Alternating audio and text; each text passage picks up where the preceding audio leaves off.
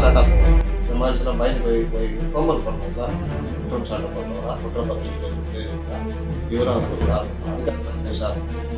இன்னைக்கு முடியலாம் இல்லை விட்டால் கூடுதலாக கேள்வி நான் அவங்களுக்கே 3 நாள் போச்சு.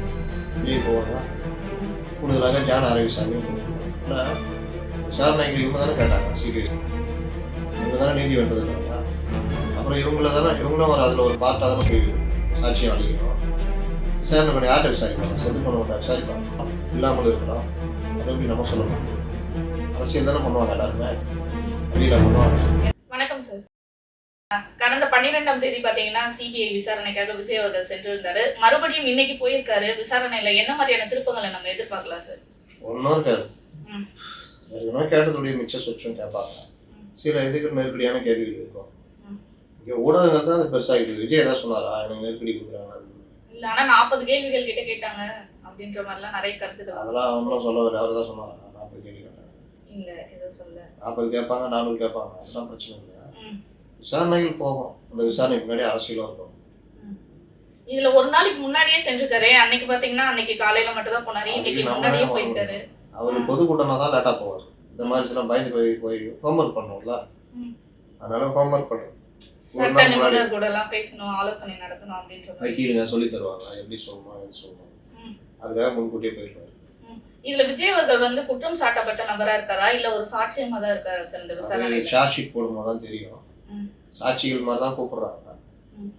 அது சார்ஜ் ஷீட் போடும்போது தான் குற்றம் சாட்டப்பட்டவரா குற்றப்பத்திரிகையில் பேர் இருக்கா விவரம் அதுக்கு ஒரு காரணம். அதுக்காக தான் அந்த விசாரணை. அப்படிதான் போகும். 3 பேர் வந்து குற்றம் சாட்டப்பட்டவர்கள் அப்படின்ற மாதிரியான அந்த செய்தியும் வந்திருக்கு. அந்த 3 பேர் யாரா இருக்கும்னு நினைக்கிறீங்க சார்? ஆதவர்ஜுன் அவர்கள் அப்படிலாம் ஒன்றும் வரலங்க. விசாரணை முடிவு தானே தெரியும் எந்த சைடு தப்பு இருக்குது என்ன இருக்குது. இப்பெல்லாம் அந்த மாதிரி முடிவு பண்ண முடியாது. இப்போ விஜய் அவர்கள் வந்து போயிருக்காரு இல்லையா விசாரணைக்கு? இந்த விசாரணை இன்னையோட முடியும்னு நினைக்கிறீங்களா இல்ல இது வந்து இழுத்துட்டே போகும்னு நினைக்கிறீங்களா? இதனால அவருக்கு ஏதாச்சும் பின்னாடி வேறுபடலாம்? இழுத்துட்டும் போகலாம். இன்னைக்கு முடியலாம். இல்லை விட்டால் கூடுதலாக கேள்வி இருந்தால் நாளைக்கு வர சொல்லலாம். நான் அவங்களுக்கே 3 நாள் போச்சு. இப்போ விஜய் போவாங்க, கூடுதலாக ஜான் ஆரோக்கியசாமியும் கூப்பிடலாம். ஆனா இதுல செந்தில் பாலாஜி அவர்கள் மீதும் வந்து குற்றம் சாட்டப்பட்டு கூப்பிடுவாங்க. அவரையுமே கூப்பிட்டு விசாரிப்பாங்க. அந்த விசாரணை வந்து எப்படி சார் இருக்கும்? நம்ம எப்படி எதிர்பார்க்கலாம்? ஏன்னா இதுக்கு வந்து முக்கிய காரணம் அவர் தான்ற மாதிரி பல கருத்துக்கள் வந்துட்டு இருக்கு. விசாரணைகள் வந்து நீங்க இந்த இதுல என்ன நடந்ததுன்றத ஒவ்வொருத்தர் வாக்குமூலத்தை வச்சு இன்னொருத்தர் வாக்குமூலத்தை இந்த மாதிரி பல இது போகும். அதுக்கு பின்னாடி அரசியலும் இருக்கும். அதனால விசாரணைகள் இவங்க தானே கேட்டாங்க. சிபிஐ விசாரணை இவங்க தானே நீதி வென்றதுனாங்க. அப்புறம் இவங்களும் அதில் ஒரு பார்ட்டாக தானே போய் சாட்சியம் அளிக்கணும். விசாரணை பண்ணி யார்கிட்ட விசாரிப்பாங்க? செத்து பண்ண மாட்டா விசாரிப்பாங்க. சம்மந்தப்பட்டவங்க தானே விசாரிப்பாங்க. அதான் நடக்குது. இந்த பத்திரிகைகள் உட்காந்துட்டு அது இது விஜய்க்கு நெருக்கடி அது இது உருவாகிட்டு இருக்கு. அதெல்லாம் ஒரு பெரிய மாற்றம் கிடையாது. இதுக்கு பின்னாடி சில அரசியலும் இருக்கும். சில சொல்ற மாதிரி அரசியலும் எது வேணா நடக்கும். இப்ப இந்த விசாரணை எப்படி போயிட்டு இருக்கோம்? ஏன்னா இது வந்து எப்ப தீர்வுக்கு இதுக்கான தீர்வு எப்ப கிடைக்கும் நம்ம எதிர்பார்க்கலாம்? சிபிஐ அதிகாரிகள். ஆனா இந்த விசாரணை வந்து போயிட்டே தான் இருக்குன்றீங்களா? ஏன்னா ஒரு வாகனத்துல இருந்து எல்லாமே பறிமுதல் பண்ணி விசாரணை அதெல்லாம் பறிமுதலாம் பண்ணல. எடுத்துட்டு போய் டெஸ்ட் பண்ணாங்க, பார்த்தாங்க, திருப்பி கொடுத்துட்டாங்க.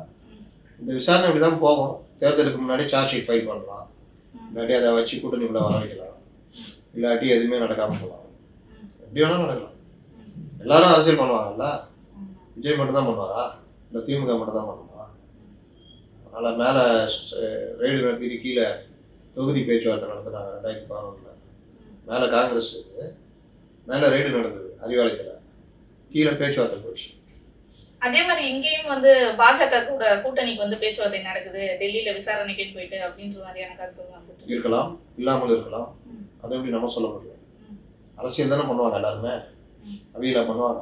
ஏன்னா 23 இப்ப மோடி அவர்கள் வராரு, அதுக்குள்ள நம்ம முடிச்சா நடக்கலாம். இவர் வந்தா லாபம் தானே. இவருக்கு தான் தெரியல, தெரிய வைக்கவா செய்வாங்கல்ல உண்மையா. இல்லாட்டி வெறும் விசாரணை பண்ண கூட அனுப்பலாம். விசாரணை நடக்கலாம், இல்லை வேற ஏதாவது நடக்கலாம். அது எப்படி நம்ம சொல்ல முடியும்? முடிவு தான் தெரியும். Okay sir. இப்போ விஜய் அவர்கள் வந்து முன்னாடி போயிருந்த இல்லையா 12ஆம் தேதி, அப்போ ஒரு கேள்வி வந்து கேட்டதா வெளியே வந்திருக்கு தகவல். என்னன்னா நீங்க வந்து பட விழாக்கெல்லாம் வந்து குறித்த நேரத்துக்கு கரெக்டா போறீங்க, அதே மாதிரி இந்த அரசியல் கூட்டத்துக்கு மட்டும் கேட்பாங்க ஏன் லேட்டா வரீங்க கேட்பாங்க. லேட்டா வந்தா பிரச்சனையா? ஏன் லேட்டா வந்தீங்க? வேணுண்டே கூட்டம் என்ன பிரச்சனை? அதெல்லாம் கேட்பாங்க. அதனால இந்த அந்த மாதிரி இடத்துல உங்களை 500 மீட்டர் முன்னாடி தடுத்து நிறுத்தி இங்கேயே போதும் உள்ள வராதுன்னு சொன்னாங்களே, அது மீறி ஏன் உள்ள வந்தீங்க? ஏன் நெரிசல் பேச்சு ஏற்படும் நிறுத்தல? தெரியும்ல, எல்லாம் தான் கேட்பாங்க. ம். இதுக்கு நம்ம முடிவா என்ன எதிர்பார்க்கலாம் சார்? இந்த விசாரணை முடிவு என்ன மாதிரி வரும்? சார்ஜ் ஷீட் வந்தால் தான் தெரியும். ம். ஒருத்தருக்கு